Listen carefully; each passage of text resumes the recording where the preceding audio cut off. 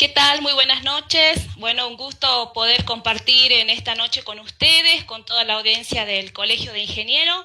Muchísimas gracias a las autoridades que me han invitado a compartir esta charla de ciberdelito y evidencia digital, como así también al Centro de Ingenieros, a la Comisión de Informáticos y bueno, a todas las autoridades. Muchísimas gracias, es un gusto para mí estar en esta noche con ustedes. Vamos a comenzar en esta noche una charla que tiene que ver con el ciberdelito y la evidencia digital, ¿sí? Vamos a presentar la pantalla y vamos a comenzar.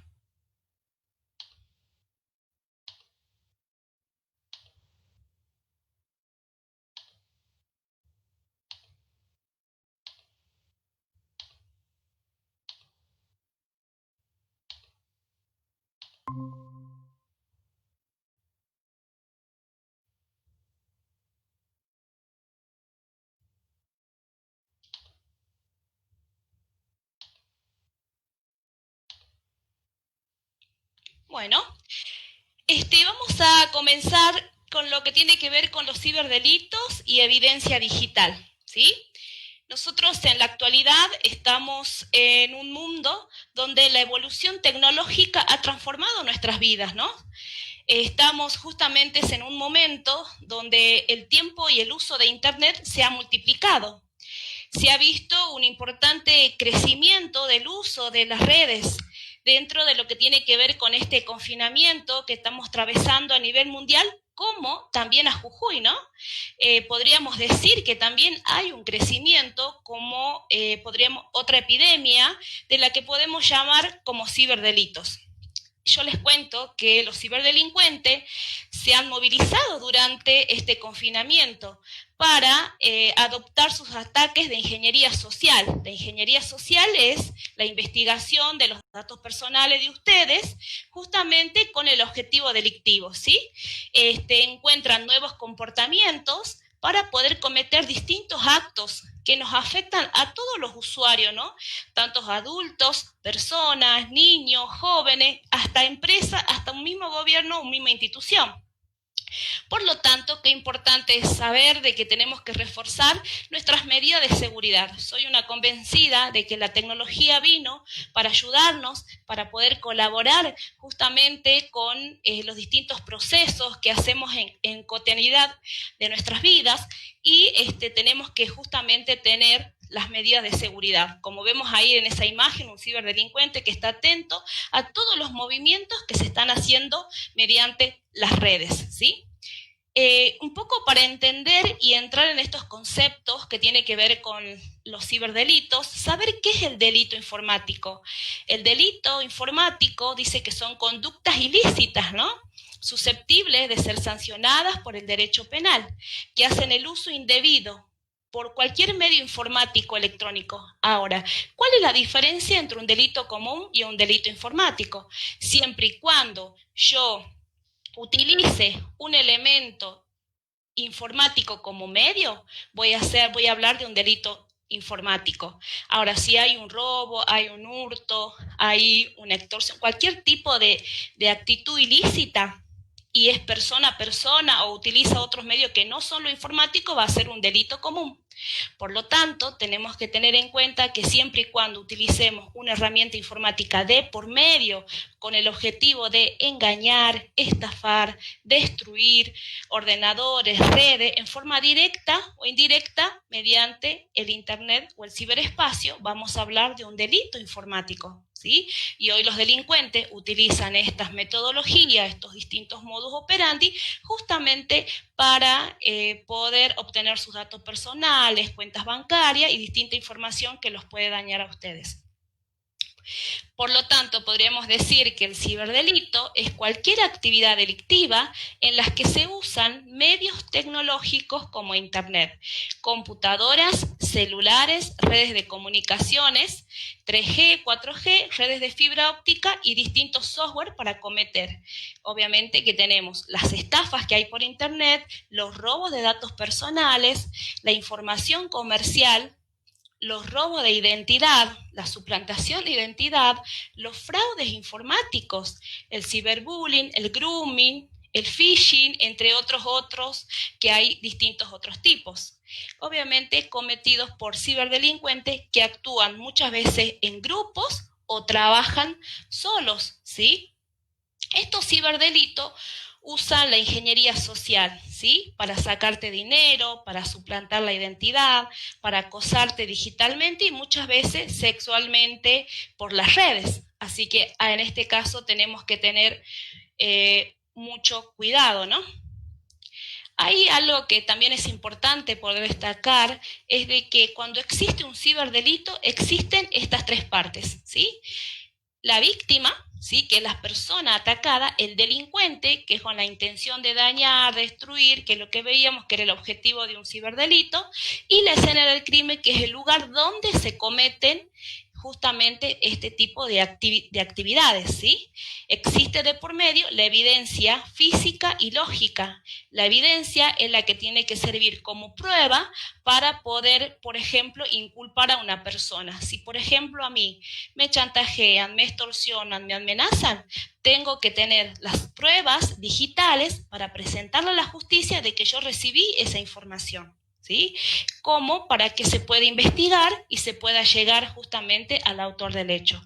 Muchas veces los delincuentes piensan de que si ellos mandan un mail, no se los va a detectar, pero sin embargo, si hacen una llamada de mensaje de texto, si hacen una llamada en línea, justamente hay una disciplina que se llama informática forense y dentro de la informática forense está el análisis forense de evidencia digital que investiga y analiza toda esa información que sirve como prueba para poder inculpar a una persona y se hacen pedidos a empresas telefónicas para poder justamente direccionar, para poder ubicar a una persona que llamó. O sea, los delincuentes piensan de que no se los puede encontrar, pero sin embargo, con algunas técnicas y algunos procedimientos que son herramientas de la informática forense, se puede identificar al autor.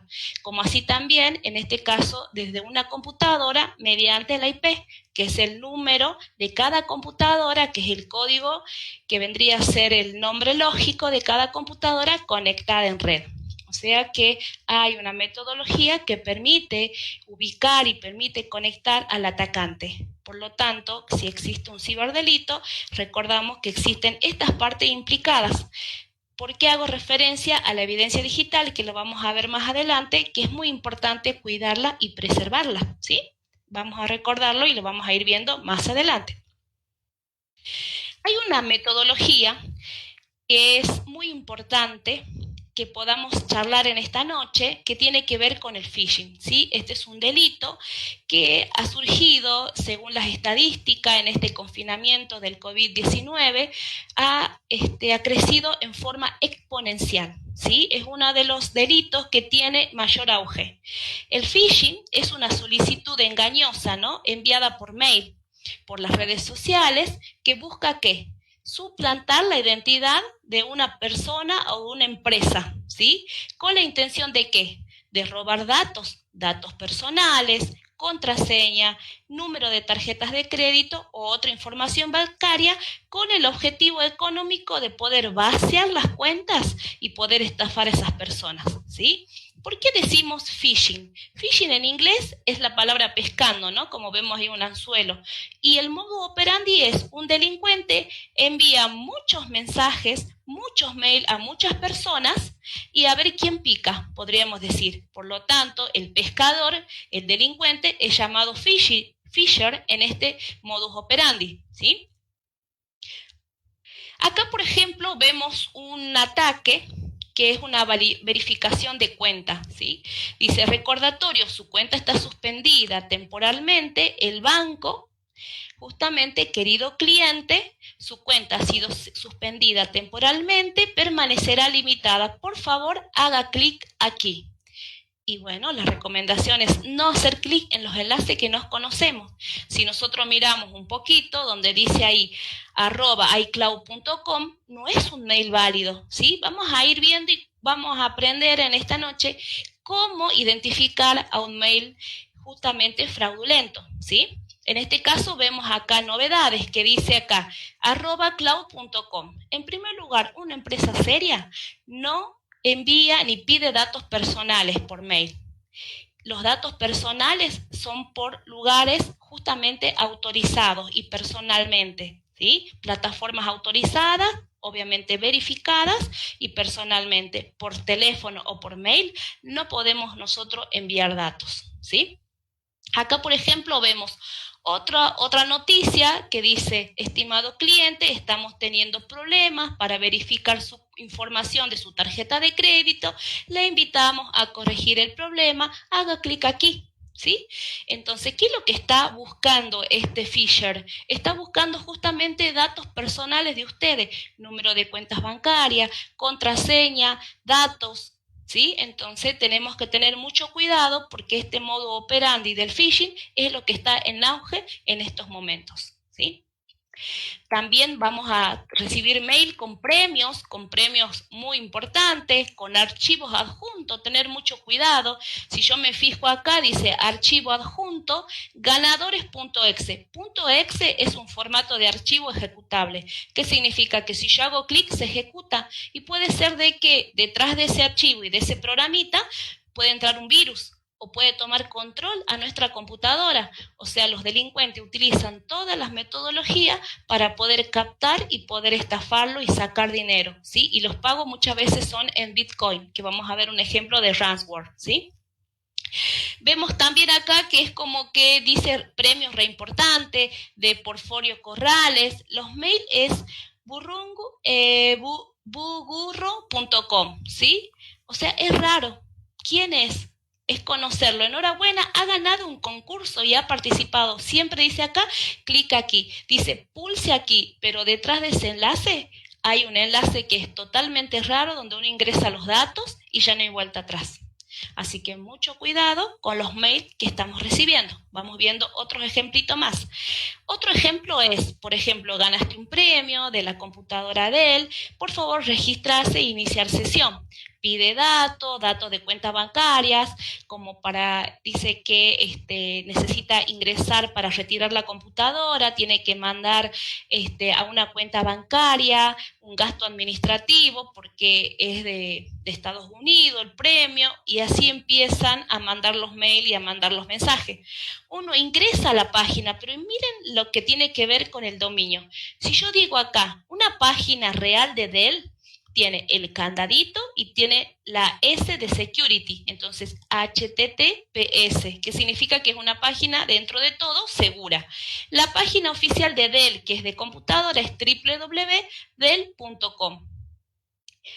Y está el enlace, pero la página que me dice que yo tengo que hacer clic y que gané la computadora y mandar enviar mis datos personales y todo, porque obviamente me llegó el mail con ese premio, miren lo distinto que es, no tiene el candadito de security, ni tiene la S de security, HTTP, nada más dice, y dice .de 11.com.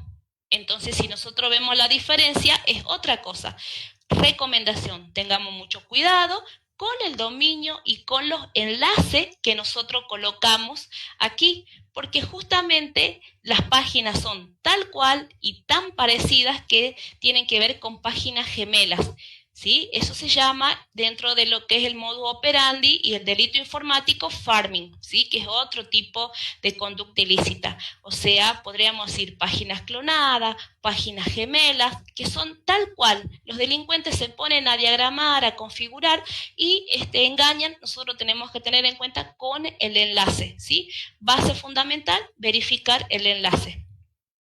Acá, por ejemplo, para cuentas bancarias, esto fue una noticia del 10/4, o sea, hace muy poco, del 2020, el Banco Patagonia dice a quién fue enviado, dice, estimado cliente, como parte de nuestras medidas de seguridad, examinados periódicamente, actividades del sistema, como que son también frases no tan formales, más generales, no son... Buscan dar seriedad, pero no es tanto, no es como que hay algo que les tiene que hacer ruido también cuando reciben un mail. Dice, durante la reciente investigación hemos observado un problema en su cuenta. Por favor, haga clic acá. Ingrese sus datos y sus coordenadas. Nosotros justamente tenemos una tablita que a nivel personal, que es la tarjeta de coordenada de cuentas bancarias, y ahí está pidiendo justamente, y podríamos decir, hay gente que ingresa y cae. O sea, justamente este tipo de delito, que es el phishing, el delincuente tira el anzuelo a ver quién pica. Y hay gente que pica. Entonces hoy estamos en estos momentos y estamos muy penetrados, digamos, en la red, y recibimos un montón de información por internet y estamos todo el día en internet. Por lo tanto, tenemos que ser prevenidos y estar atentos a lo que nosotros recibimos, a los enlaces que recibimos y a dónde hacemos clic. Mucho cuidado. Después hay otro ejemplo donde dice este nuevo caso en Argentina que roba datos personales. Dice, el correo tiene como asunto importante. Siempre por ahí estos mensajes te apuran. Dice urgente, urgente, y también es otra forma de que algunas consultas en relación a Netflix a nivel mundial, ¿sí? Que Netflix lo que hace es que uno ingrese sus usuarios y su contraseña, muchas veces por cuestiones técnicas, por cuestiones justamente de verificación, para agregarle y darle un mes más gratis, o poder dar beneficio a otra gente, ¿sí? Y el enlace que nosotros hacemos clic es en el otro lado, y el phishing, ¿qué está haciendo? Está captando tu usuario y tu contraseña de Netflix, y después eso se vende en el mercado negro, llamada la Deep Web, ¿sí? Y donde los delincuentes, como tienen muchos usuarios y muchas contraseñas, las arman en paquetes y la venden por paquetes a sus cuentas de Netflix, y como así también a otras cuentas más, ¿sí? Acá dice, haga clic para verificar su cuenta. En este caso, en este ejemplo dice, recientemente hemos fallado para validar la información de su pago. Tenemos constancias por su cuenta, por lo tanto tenemos que pedirle que complete un breve proceso de validación con el fin de verificar sus datos y facturación y pago, ¿sí? Entonces, tenemos que tener en cuenta esto. También se ha recibido en Netflix, justamente, dice, debido a la pandemia del coronavirus en todo el mundo, para algunos países gratis, Netflix gratis, para su plataforma durante el periodo de aislamiento. ¿Y yo qué estoy viendo de acá raro? Miro, dice acá, HTTPS, está la S de security, pero miren, la página es netflix-usa.net, y la página netflixusa.net no es oficial. La página oficial es netflix.com. O sea que muchas veces tenemos que tener en cuenta que si hay un punto de más, una línea o algo, también nos tiene que hacer ruido, ¿sí? La web donde se presenta la oferta es fraudulenta. Esto es una denuncia activa en la actualidad. No es una página oficial de la plataforma. Utilizan la identidad visual de Netflix para parecer real, pero no lo es, ¿sí? Entonces tenemos que tener mucho cuidado en relación a esto. La página oficial es netflix.com. Las técnicas que utilizan los estafadores para intentar quedarse con sus datos justamente personales. Entonces acá que vemos un envío masivo de una cadena de WhatsApp que avisa que Netflix está dando gratis un servicio de la plataforma durante el periodo de aislamiento, y nos invita a hacer clic en el enlace, ¿no? Entonces, por lo tanto, se trata de un caso de phishing. Así que tenemos que tener cuidado en estos casos. Recomendaciones para detectar un correo malicioso, ¿sí? El contenido parece real, como que tiene un logo, que es de una empresa, del banco, de Netflix, ¿sí? Y sin embargo, no lo es.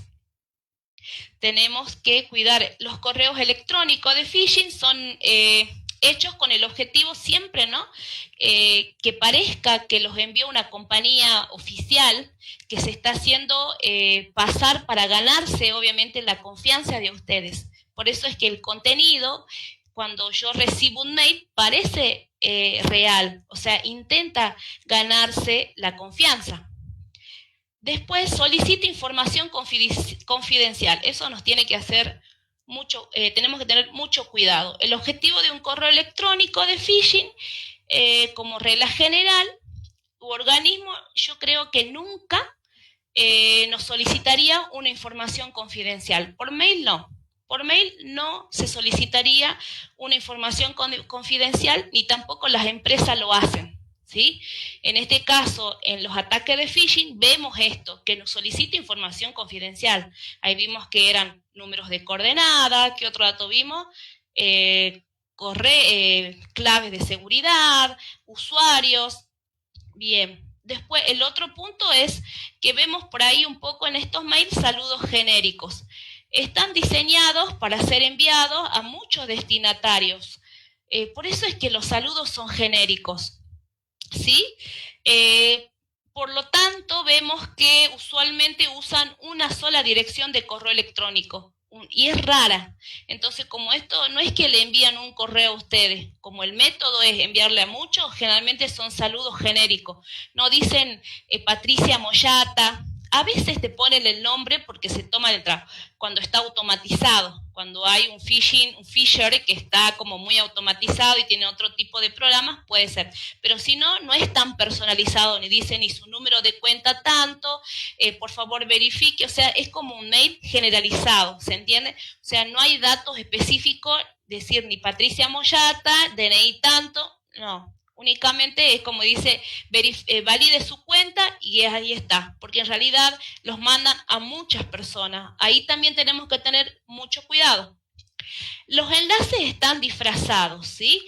Por ahí nosotros decimos, hacer clic acá, viste que decía la palabra. Si yo hago clic ahí, selecciono y hago clic ahí, ahí abajo me va a salir todo el enlace, el dominio que es a donde yo me va a direccionar justamente esa página, ese mail, a un dominio raro, ¿sí?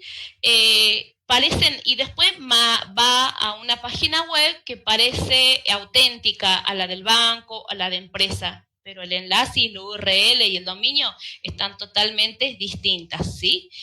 Muchas veces también vemos imágenes con enlaces. Dice hacer clic en este enlace, hacer clic en esta imagen y nos puede mandar a unos lugares distintos. Por ahí también nos pide, dice, es urgente que actúe, que actualice, tenés que pagar la deuda, problemas técnicos. Hace como que el mail tenga un sentido de urgencia, ¿no? Para que nosotros hagamos clic rápido y no pensemos mucho a lo que nos ofrecen. Ese es uno de los modus operandi de este tema del phishing. Después tenemos servicios que muchas veces no conocemos y no nos condicen con nosotros. Por ahí nos mandan de bancos y nosotros no somos usuarios de esos bancos o de algunas empresas que no somos usuarios, bueno, con más razón. Y a veces, como es a tanta gente, a veces sí, algunos coinciden, ¿no? Los orígenes de los correos electrónicos son de compañías con las que ni siquiera muchas veces creo que tenemos contactos. Factura de empresa con la que no hemos tenido contrato, puede ser paquetes o envíos y pedidos que no hicimos, puede suceder esto que también esté pasando en estos mails. Muchas veces también está lo que es el miedo o la recompensa, ¿sí? Que nos ofrezcan, por ejemplo, una recompensa o que nos generen miedo, por ejemplo, pagado de multa, devoluciones económicas o, por ejemplo, paquetes sorpresas. También pueden ser otros mecanismos que nos pueden dar en este tipo de mail. También tenemos que tener en cuenta la ortografía y muchas veces las malas traducciones, porque cuando estos mails son enviados para otros países, hay programas que traducen el mail y los traducen en un formato ya, podríamos decir, un poco distinto, ¿no? Entonces, o nos hablan bien, como decimos, en el idioma argentino, o en esa traducción que por ahí hay palabras que no condicen con el contexto. Entonces, también nos tiene que hacer ruido en esas situaciones. Identificar, bueno, un correo malicioso nos lleva justamente a poder pensar en todos estos tips. Donde nosotros vemos uno, dice, vendría a ser el remitente. Nosotros podríamos decir, esperábamos un mail de socialnet.es, era una persona conocida, o sea, teníamos esperando justamente esa información, había podríamos ver de que ahí hay una suplantación, ¿no?, de una persona. En el punto 2 es el asunto, que vendría a ser el título. Siempre en el asunto intenta captar tu atención. Dice que cuando el premio es grande hasta se desconfía, ¿no? Entonces siempre en el asunto se intenta captar la atención. La mayoría de estos correos utilizan asuntos llamativos, impactantes. Justamente tenemos que tener en cuenta esto. En el punto 3 podríamos decir que es el objetivo del mensaje, ¿sí? Nunca una empresa seria, como yo les decía, no va a pedir datos personales, menos que sea de carácter urgente o amenazante o con alguna oferta o con alguna promoción o que sea muy atractiva. Muchas veces cuando todas estas cosas suceden podríamos decir que puede ser un fraude. Por eso es que en el contexto que es en este del objetivo del mensaje tenemos que tener en cuenta esto. Después el 4, la redacción, la parte de los errores ortográficos, le habíamos dicho que también tenía que ver con la ortografía, bueno, lo que acabo de decir, la traducción automática nos da sospecha, también el mensaje generalizado, habíamos hablado recién, que también tenemos que tener en cuenta. El punto 5 dice, clique aquí o clic área cliente, ¿sí?, que son los famosos enlaces que nos llevan ¿a dónde? ¿A dónde nos pueden llevar? Dice, si nosotros nos situamos en el cursor, en el enlace, mantenemos presionado el enlace, vamos a ver la URL a dónde nos redirige, ¿no? Si no coincide con la web que nosotros estamos pensando, bueno, igual de todas maneras no tenemos que ingresar datos, no tenemos que hacer clic, tenemos que tener mucho cuidado. En el punto 6 vemos como que hay un archivo adjunto. También tenemos que tener mucho cuidado porque puede ser un programa, parece un Word, pero puede ser un programa, un virus, ¿sí? Siempre hay que analizarlos antes de descargar la información. Los virus siempre se analizan. Vamos a ver un programita que se llama Virus Total, que nos va a permitir hacer el control de toda la información que nosotros bajemos, como así también de enlaces. Bien. Esos son los tips que tenemos que tener en cuenta para identificar un correo malicioso. Espero que se vaya entendiendo todos estos conceptos fundamentales en relación al phishing. Recomendaciones. Jamás inicie sesión sobre un correo electrónico recomendable. Es a qué? Ir a la página oficial, verificando, obviamente, siempre bien el enlace. O sea, yo no puedo ir a un correo electrónico si de un correo electrónico, iniciar sesión. No responder al mail ni entregar datos personales. Desconfiar siempre de la urgencia y comprobar que se trata de enlaces fiables, HTTPS, que es la S de Security, y el candadito, ¿sí? Después existe otro, bueno, esto sería las recomendaciones para el phishing. Existe otro delito informático que tiene que ver con el smishing, en relación a los mensajes de textos y que es una actividad criminal que emplea técnicas de ingeniería social a través de mensajes.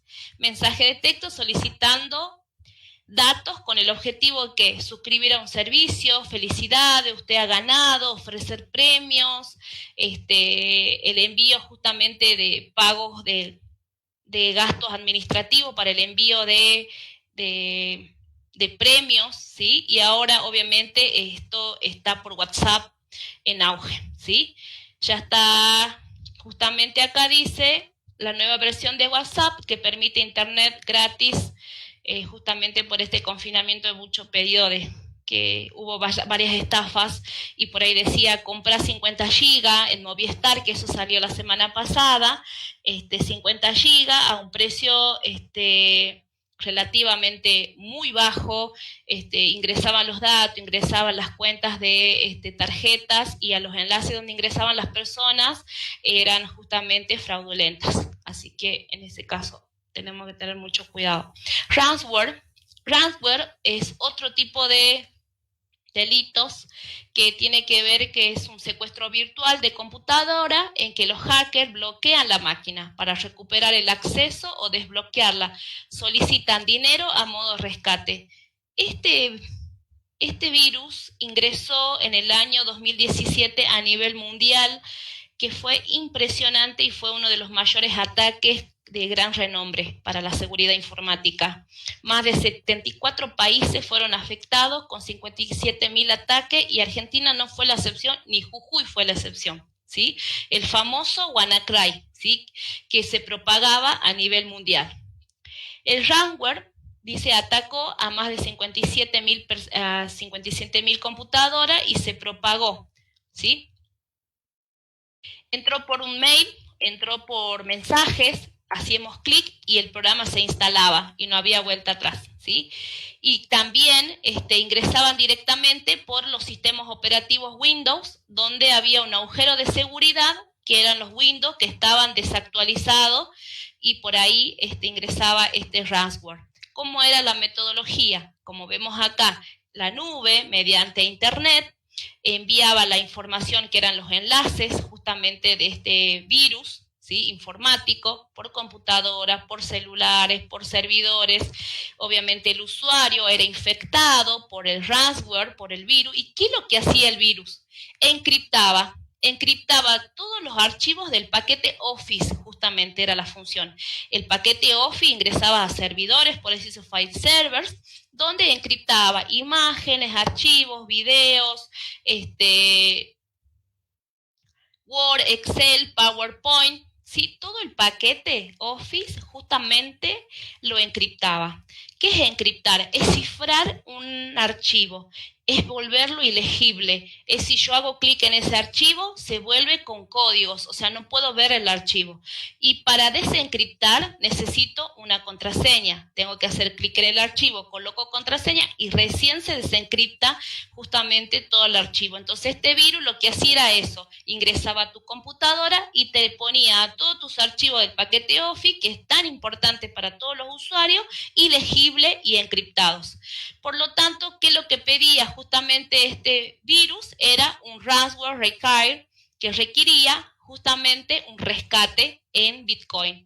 La pantalla que le salía a las personas que fueron afectadas con el WannaCry es la siguiente. ¿Qué le pasó a tu computadora? Dice, ¿cómo puedo recuperar mis archivos? ¿Cómo puedo pagar? Le indicaba todo. ¿Sí? Esta era la ventana que estaba configurada, donde había por eso fue en el año 2017, donde estaba el tiempo de inicio que había sido infectada la computadora, hasta cuándo. O sea, le daba 24 horas para justamente recuperar sus datos. Y si no, bueno, ya no los recuperaba, ¿sí? Y decía que tenía que pagar 300 Bitcoin, ¿sí? A la siguiente dirección. Entonces vos tenías que justamente enviar. Una vez que enviaba el Bitcoin, se procedía al pago, se desencriptaban los archivos. Esa era la forma que manejaba este virus, impresionante. Como así también el WannaCry hubo para celulares, ¿sí? Donde, ¿qué es lo que hacía? Primero trabajaba en el almacenamiento externo de la memoria, infectando todos los archivos del sistema, y pedía en el rescate de celulares 5 euros. ¿Sí? Entonces, si nosotros no tenemos cuidado, no estamos actualizados con los sistemas operativos, nos pueden ingresar este tipo de virus, que son ataques que muchas veces no lo vemos, pero que están justamente los delincuentes viendo cómo hacer llegar y estafar y engañar, ¿no?, a toda la población. Las recomendaciones para este caso es actualizar siempre el Windows, ¿sí? Que no haya agujeros de seguridad. Evitar descargar programas de sitios dudosos, porque si yo instalo un programa de un sitio dudoso, me puede instalar un programa que me puede controlar la máquina, que me puede ingresar virus, ¿sí? Se recibe un correo, si recibimos un correo que nos genera duda, descargar el archivo adjunto y obviamente pasarlo por un antivirus, controlarlo, verificarlo y recién instalo, ¿sí? Realizar una copia de seguridad en nuestras máquinas seguido, cada 3 meses, ¿sí? Cambiar las contraseñas también, que tenemos que tener justamente en cuenta estas cuestiones de seguridad, ¿sí? Ahora, el virus, le cuento el WannaCry, entra por una desactualización de Windows. Ese fue el agujero de seguridad, tanto para servidores de empresas muy importantes, justamente fueron atacados en ese año. Bien. Después tenemos otro tipo de delito, como vimos acá, son tipos, según la ONU, cataloga los distintos delitos informáticos en 3 grandes grupos. En grupos de índole económico, de índole sexual, ¿sí? Y de índole podríamos decir como intelectual, ¿sí? O de ataques. Ahora, en este caso, relacionado a algunos tipos de delitos de índole sexual, ¿sí? Existe lo que es el grooming. Ahora, nosotros estando en este tiempo de pandemia, obviamente los delincuentes están muchas horas frente a las computadoras y utilizan las vulnerabilidades de los niños para poder tener contacto, para poder hablar con ellos y hay que tener mucho cuidado en ese aspecto. El grooming generalmente es un conjunto de estrategias de una persona adulta que desarrolla estrategias con la intención siempre de ganarse la confianza de un menor a través del servicio de Internet. En algunos casos utiliza el chantaje o la amenaza con el fin de pretender un encuentro, a diferencia de la pornografía infantil, que generalmente la pornografía infantil es cuando el adulto busca obtener ese tipo de información, obviamente de una conducta totalmente ilícita, pero no busca tener el encuentro, sino es lucrativo. Busca la venta y la distribución de ese tipo de material de menores.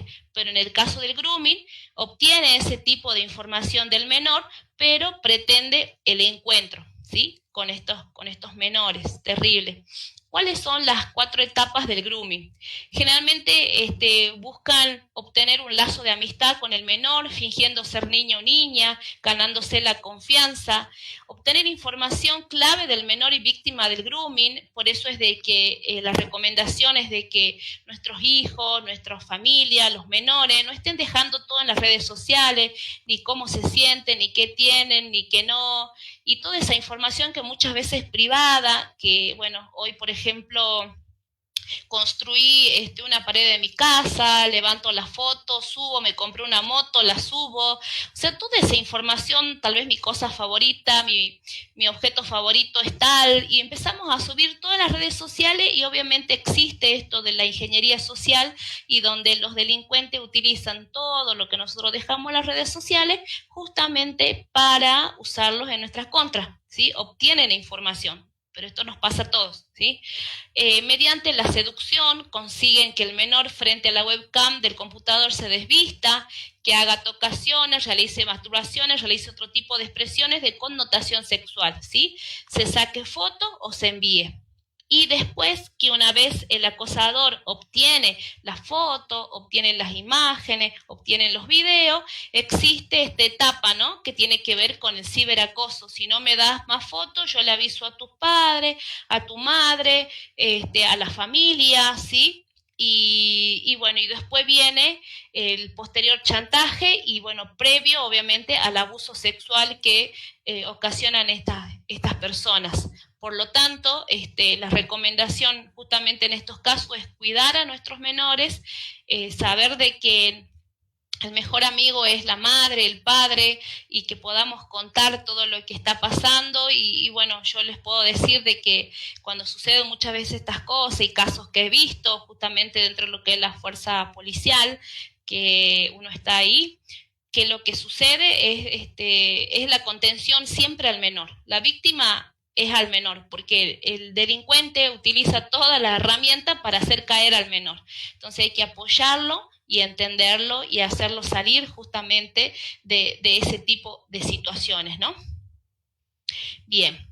Después tenemos otro tipo de delitos, son varios, creo que estamos, sí, tenemos unos minutos más como para ir avanzando. El ciberbullying, que es el acoso por mensajería instantánea, ¿no? Que se le hace en forma electrónica y los medios de comunicación a una persona, generalmente es un grupo de personas, a un menor, ¿sí? Entonces, podemos ver que la agresión es repetitiva y duradera, suele existir una relación previa entre esa persona, un grupo de chicos ponen odiemos a Luis, y realmente estas cuestiones son muy delicadas en las redes sociales. Por lo tanto, es importante la comunicación entre los padres, ¿no? Donde un grupo de personas utiliza todos los medios tecnológicos, las TICs, podríamos decir, con la intención de causar daño a una persona, ya sea a una nena o a un nene, ¿sí? Esto se da en el entorno de adolescentes y niños. Tenemos que tener mucho cuidado. Una cosa es que nos pase a nosotros como adultos y otra cosa es que nos pase como niños, porque nosotros como niños, y creo que le hemos pasado, una cosa chiquita es muy grande, y yo les podría decir por casos que he visto que muchas veces los niños, cuando suceden estas cosas, llegan hasta el suicidio, ¿sí? Hay muchos casos a nivel mundial, en Argentina, que han llegado justamente hasta el suicidio. Entonces, tenemos que estar atentos a estas cuestiones que también empiezan a crecer en estos tiempos, ¿no? La publicación, bueno, que son de comentarios, videos ofensivos, discriminatorios que se dan a los niños.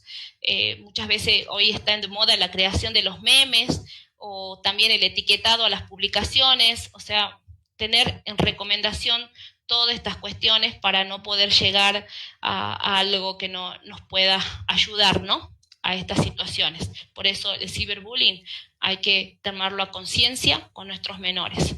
También existe otro tipo de acción que es el sexting, que el sexting consiste en el envío de contenido de tipo sexual, ¿sí? Principalmente por fotografías o videos producidos generalmente por el mismo remitente a otras personas por medio de teléfonos móviles. Generalmente estas imágenes se las produce la misma persona. Los consejos para esto es no reproducirlo, no retransmitirlo y no provocarse ante estas solicitudes, ¿sí? ¿Por qué? Porque si yo mando una imagen, le mando a uno, ese uno le manda al grupo y ese grupo hay de 50. Hemos tenido casos donde decía, por favor, esa imagen que salga de la red. Y sinceramente y con todo el dolor, no hay vuelta atrás. Cuando esa imagen entra a la red, no hay vuelta atrás. Porque se reprodujo en menos de milisegundos. Cuando uno publica algo en Facebook, está en los segundos, ya está en línea. ¿Sí? Entonces tenemos que estar justamente atentos a estas situaciones. Y bueno, y desde acá, las razones que nosotros se hacen generalmente para el sexting son de presumir, noviazgo, presión de un grupo, coqueteo, se dan en entornos juveniles y adolescentes, ¿sí? Existe también, deriva, podríamos decir, del sexting, la sextorsión. ¿Sí? Cuando ya llega a manos de personas que tienen otro tipo de intenciones también con el objetivo de pedir dinero a cambio, de no difundir en las redes sociales las imágenes, donde o también muchas veces piden un intercambio erótico consentido. Sí, eso también tenemos que tener en cuenta. Generalmente la sextorsión o la pornovenganza se da entre parejas que han sido, ¿sí? Hemos tenido denuncias como, por ejemplo, mi imagen está de venta para la venta sexual, para prostitución, y bueno, y ahí aparece toda esta información, ¿no? Por eso que la sextorsión, llamada también pornovenganza, consiste en utilizar fotografías y videos tomados por la intimidad para publicarlos, viralizarla a través de las redes sociales o páginas de internet a modo de venganza. Ahí vemos varios casos, como fue lo de Silvina Luna, lo de Ivana Nadal. Realmente las chicas fueron muy dañadas en este tipo de situaciones, ¿no? Como les decía, desde una imagen digital no hay vuelta atrás, y por lo tanto, nosotros sabiendo esto, tenemos que ser prevenidos, precavidos y no caer en este tipo de situaciones. Las recomendaciones que se dan en este tipo de situaciones: bajo ninguna circunstancia generalmente revelar los rostros, hay que revelar los rostros en estos materiales, porque una vez que se los subes a internet, tu imagen queda expuesta a cualquier peligro. Evitar hacer videos teniendo sexo, y a veces el despecho es muy mal consejero, que generalmente en estos casos se da entre parejas, ¿sí? Por el despecho. Al momento de tener relaciones sexuales y de tu pareja, que los celulares no están invitados. nunca ceder a la presión de un hacker oportunista, lo mejor que será levantar la denuncia, porque muchas veces puede ser que nos hackeen el teléfono y bajen las imágenes como para después hacer un pedido, un rescate, o podríamos decir, pedir algo a cambio, o muchas veces también pasa de que se pierden los celulares, se enteran de quién es, y bueno, ha llegado casos muchas veces que han llegado personas a entregar 2.000, 3.000, 4.000 para que no se revelen las imágenes, y bueno, es un círculo vicioso que no se vuelve atrás. Hay que estar para entenderlo, hay que ver los casos reales que sucede acá en Jujuy para entenderlo, por lo tanto, seamos conscientes de este tipo de situaciones, y bueno, ya que estamos en esta charla, que es el lugar y el momento indicado para poder charlar de estos temas que nos ha dado justamente este espacio el Colegio de Ingenieros en relación a estos temas de las tecnologías que estamos ahora en la actualidad. Las recomendaciones. No aceptar solicitudes de amistad en estos casos. Muchas veces, amigo, nosotros tenemos contado con la mano, y hacer un filtro, a ver quién es amigo y quién no, porque no sabemos bien quién está del otro lado, ¿sí? A desconocidos, las recomendaciones directamente no. Evitar fotografías y videos de contenido erótico o sexual. Revisar siempre las políticas de seguridad en las redes sociales, ante permitir solamente publicaciones a algunas personas, por ejemplo, filtrar información que yo no deseo que muestren, reducir todo a mis amigos, no a todos, que todos puedan ver todo, o sea, trabajar con las políticas de seguridad tanto para Facebook, para Instagram, para YouTube. Vamos a ver algunos tips. No borrar los contenidos de la computadora, porque eso, o celular, porque eso les puede servir como prueba para poder presentarlo. Hacer impresiones de pantalla y guardarlas, ¿sí? También es muy importante. No amenazar o enfrentar al abusador, porque generalmente cuando nosotros bloqueamos a un abusador en Facebook o algo, nosotros somos como, podríamos decir, una playa, un granito de arena a nivel mundial. Cada granito de arena en Facebook es un usuario y tiene un código. Si nosotros los bloqueamos, ese código se va.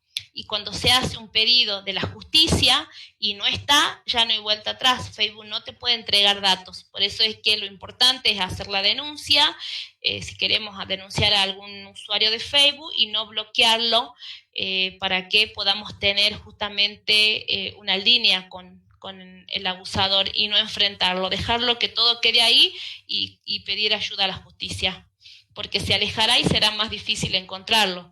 Denunciar siempre y no ceder al chantaje, ¿sí?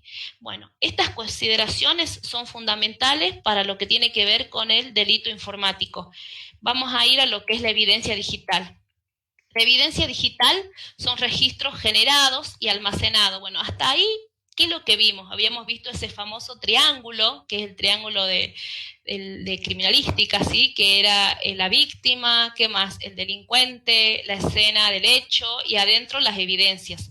Entonces habíamos visto quién eran las víctimas, habíamos visto quién eran los delincuentes y por qué medios se hacían, que era la escena del hecho por computadoras, celulares. Estábamos analizando todo eso hasta ahora. Pero en el medio, si recordamos un poquito esa imagen anterior, había evidencia. Entonces dijimos que la evidencia es importante, porque una cosa es decirlo y otra cosa es presentar. Si yo soy víctima de algunos de estos tipos de delitos, tengo que tener en cuenta la evidencia digital. O sea, no puedo ir a decir lo que yo dije, tengo que intentar tener evidencia, porque eso me va a ayudar a mí a esclarecer un caso. Eso se lo digo, cómo se trabaja en la justicia. La evidencia digital, ¿qué es? Son registros generados o almacenados en un sistema informático o electrónico, ¿sí? Pueden ser PC, notebook, netbook, tablets, celulares, pendrive, ¿sí? Toda la información, que pueden ser imágenes, chateos, videos, grabaciones, Word, planillas, PowerPoint, o sea, toda información que pueda ser utilizada como prueba dentro de un proceso legal, ¿sí? La evidencia digital puede ser fácilmente contaminada, por eso es que tenemos que tener cuidado y tener en cuenta esto. Una vez contaminada, no puede ser descontaminada, ¿sí?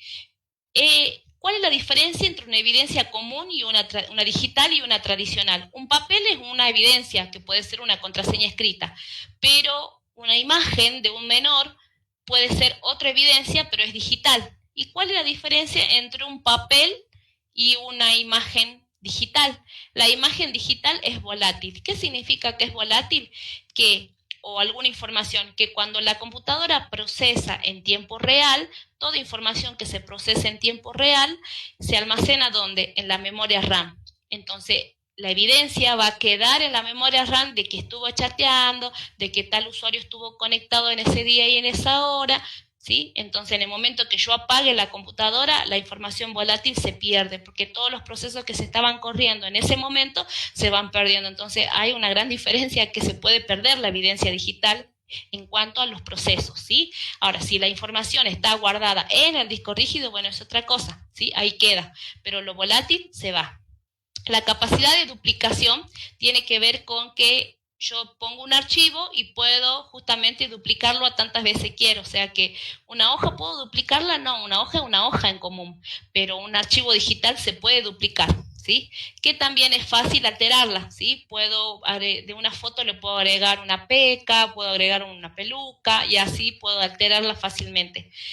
También puede ser eliminada muy rápidamente. Así que, por lo tanto, la evidencia digital es muy delicada, podríamos decirla de esa manera. Por lo tanto, hay que cuidarla. Esa sería la recomendación. La identificación de evidencias cuando se van a las escenas, son todas las evidencias físicas, computadora, que dentro de lo que es el área de criminalística se utiliza y se hace el levantamiento dentro de estas escenas a toda evidencia, cuidando todo el protocolo correspondiente, con todo el sellado, rotulado y etiquetado correspondiente. Pero eso es cuando hay un caso ya declarado, denunciado, se va al lugar y se hace el secuestro de esas evidencias.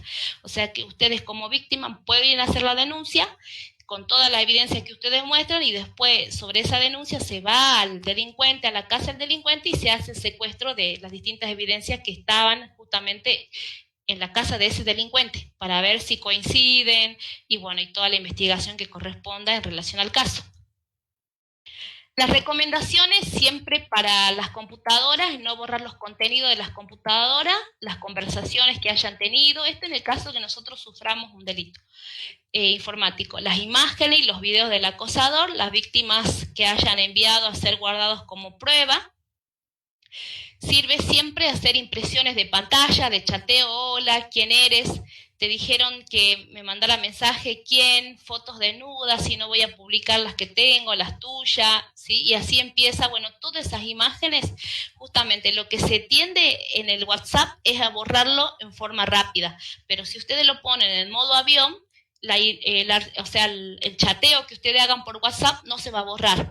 Capturan la pantalla, le sacan el modo avión y ahí van a tener la prueba, ¿sí? Y bueno, y después sí, cuando saquen el modo avión se va a borrar, pero si cuando ustedes reciban estas cosas y quieran capturar sí o sí la información, ponen en modo avión rápidamente y ya esa persona no va a poder borrar, porque una de las tendencias y el modo operandi cuando hay una amenaza de este tipo es mandarte y borrar, mandarte y borrar. Entonces hay que ganarle a eso y con el modo avión es una técnica justamente para hacer impresiones de pantalla y guardarlas.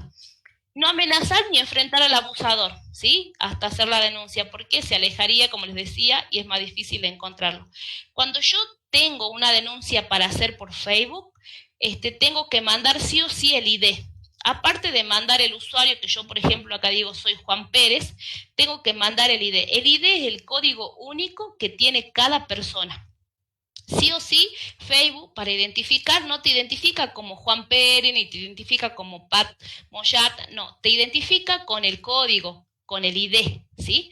Entonces yo, ¿cómo puedo ayudar y colaborar en la denuncia? Es enviando ya el ID en la denuncia, ¿sí? Tanto del acosador como mi usuario, o sea, lo que quiera yo investigar, lo que quiero que se investigue, completo justamente esto, ¿sí? Entonces, si yo hago clic en Find, el enlace es findmyfbid.com, hago clic, coloco mi Facebook, hago clic, me aparece el ID. Esa es una forma, ¿sí? Ingresando este enlace me aparece el código único de mi usuario. Otra forma es, hago clic en la imagen que está al inicio del encabezado de Facebook y al final dice 2 puntos, perdón, 2 rayas igual, y ese es el otro código que también lo puedo sacar, o también cómo lo puedo sacar haciendo clic en el nombre donde dice Juan Pérez, también acá buscando donde dice igual, y ahí me da el código. Pero lo más fácil es entrar a esta página que es común, buscar mi ID de Facebook y me da el código. Entonces llevo el ID del denunciante, de la víctima, del delincuente, llevo y de todas las personas involucradas al caso. De esta forma yo estaría colaborando y agilizando pero muchísimo el proceso, porque si yo voy y digo una cosa, no, porque de Facebook de usuario Juan Pérez no se entiende nada ni se identifica nada. Lo importante es ir con pruebas concretas, claras y que pueda agilizar todas estas cuestiones. ¿Sí? Bien.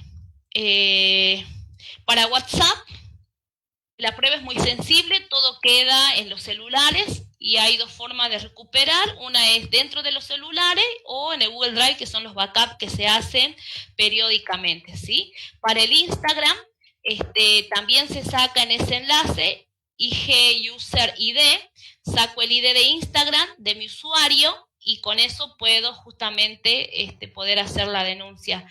La fotografía en el caso de Instagram queda almacenada en los servidores, ¿sí? O sea que hay información que los servidores van a tener. En el caso de WhatsApp queda todo en el celular. Por eso es muy importante preservar la prueba, en el caso de los WhatsApp, el celular, ¿sí? Prácticas para lograr un mayor nivel de seguridad para los virus, programas maliciosos, suplantación de identidad, programas espía, programas de chantaje, programas publicitarios. Hay distintos los ataques que nosotros vamos a ir recibiendo, que pueden ser malware, pueden ser phishing, spyware, ransomware, adware, ¿sí? Que son distintos tipos de virus que nos van a afectar a nuestro sistema. Las medidas preventivas es tener antivirus con capacidades proactivas de detección con una base de datos actualizada permanentemente, ¿no? Tener herramientas anti-spam y firewall activos, o sea que tenemos que ver los niveles de seguridad de nuestro sistema operativo. La idea es siempre no utilizar el usuario administrador. Si ustedes, por ejemplo, están en casa, pueden, el administrador que sea el responsable de la computadora y crear cuentas de usuario invitado para que ingresen sus hijos, su familia, y bueno, la computadora estaría más protegida, porque el administrador es el que permite instalar o desinstalar información y bueno, está bueno, sería una medida que ustedes puedan trabajar con usuarios invitados para las otras personas que sí van a poder procesar datos, pero no instalar ni desconfigurar nada. Herramientas de control paternal, está muy bueno. Hay un programa que es de Google Family Link que permite justamente bloquear sitios indeseados y restringir ciertas franjas horarias. Se instala en el celular del padre, del hijo, y digo, bueno, internet de tal a tal horario. Y también puedo saber qué es lo que hace y puedo bloquear páginas que son no permitidas, ¿sí? Es un lindo programa que creó Google. La empresa Google tiene gran desarrollo, ¿sí? Que lo lanzó justamente por el tema de la seguridad informática. Las recomendaciones de contraseña es muy importante que podamos tener como mínimo 8 caracteres. Hay que hacer cambios de las contraseñas de nuestras redes sociales frecuentemente.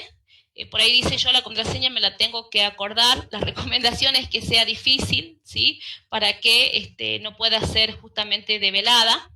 Mínimamente 8 caracteres, pueden ser combinación entre letras y números. Está bueno incorporar signos, ¿sí? Que nos va a permitir que sea la contraseña más difíciles, y símbolos.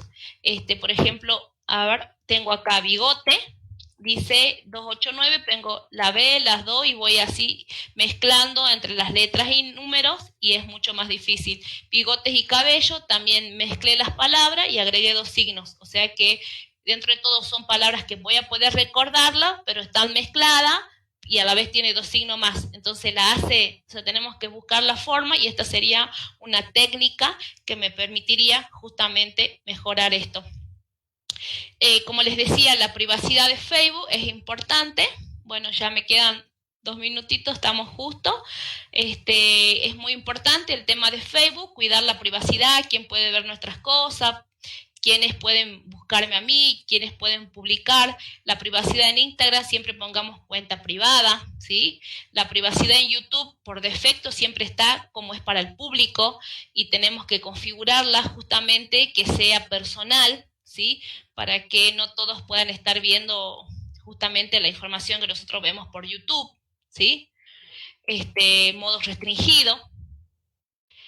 Privacidad en celulares, hay un programa que está muy bueno que se llama Vault, que bloquea, que es como una doble seguridad. Hoy se utiliza también para las contraseñas las billeteras virtuales, que son billeteras de contraseñas para entrar a distintos programas, que están muy buenos ahora. Bueno, en este caso es otro programita de Vault que permite justamente guardar con contraseña aplicaciones, videos, fotos, imágenes. Es gratuito, hay una opción paga, pero ustedes ponen no acepto el pago y sí gratuito y van a poder trabajarle bien. Como les decía, esta herramienta está muy buena, es una herramienta que se llama Virus Total, que me permite justamente controlar, tiene una sincronización de 64 antivirus trabajados en tiempo real en línea, ¿sí? Que es para computador y para celulares.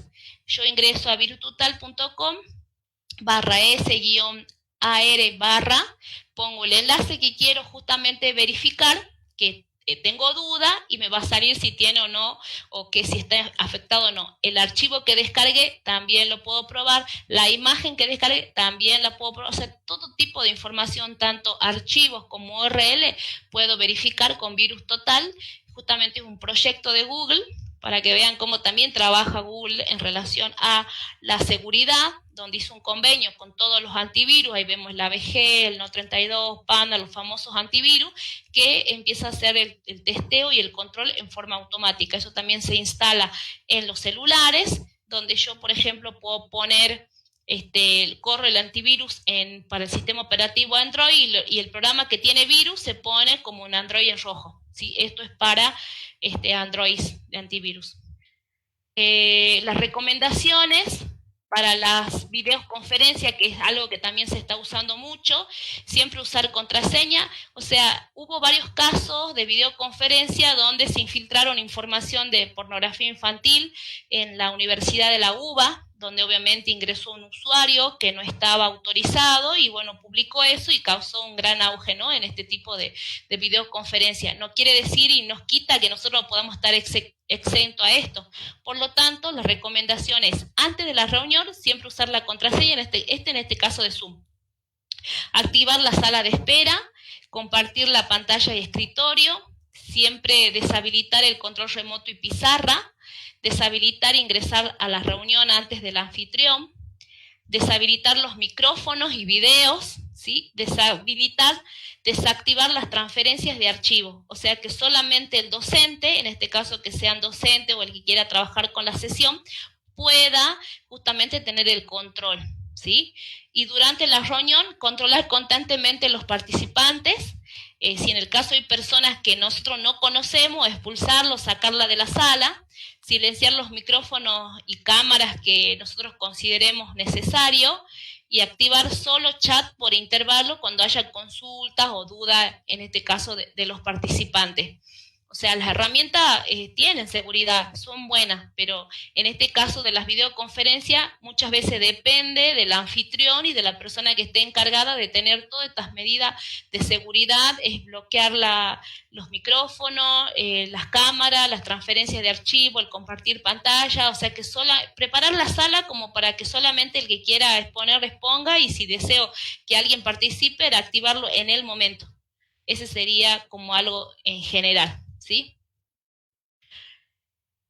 Bueno, para ir cerrando, que esto es ya lo último, que es un tips de seguridad general, usar antivirus para computadoras y celulares permanentemente, actualizar los sistemas operativos, porque si no viene WannaCry, enseñar a los niños el uso de Internet de uso responsable, porque tenemos que tener en cuenta el grooming, sexting, extorsión, pornovenganza, no responder a correo electrónico que no conocemos, como vimos el phishing, el smishing también, usar contraseñas seguras, ¿sí? Hacer copias de seguridad que tiene que ver con respaldo de computadoras y archivos que nosotros tenemos en nuestros sistemas, siempre, permanentemente, descargar aplicaciones siempre de confianza, solo en sitios oficiales, teniendo en cuenta los dominios y el URL, conectarnos siempre al al Wi-Fi, al Bluetooth, siempre sea necesario y tener en cuenta a dónde me estoy conectando.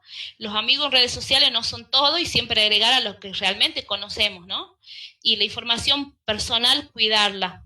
Cuidarla es una información privada, habilitar la privacidad en todas las cuestiones de redes sociales que tengamos y siempre, siempre pensar antes de subir y comentar algo, porque del comentario y de la información que subimos a la red no hay vuelta atrás. Bueno, muchísimas gracias por su atención. Un gusto compartir con ustedes en esta noche. Lights off.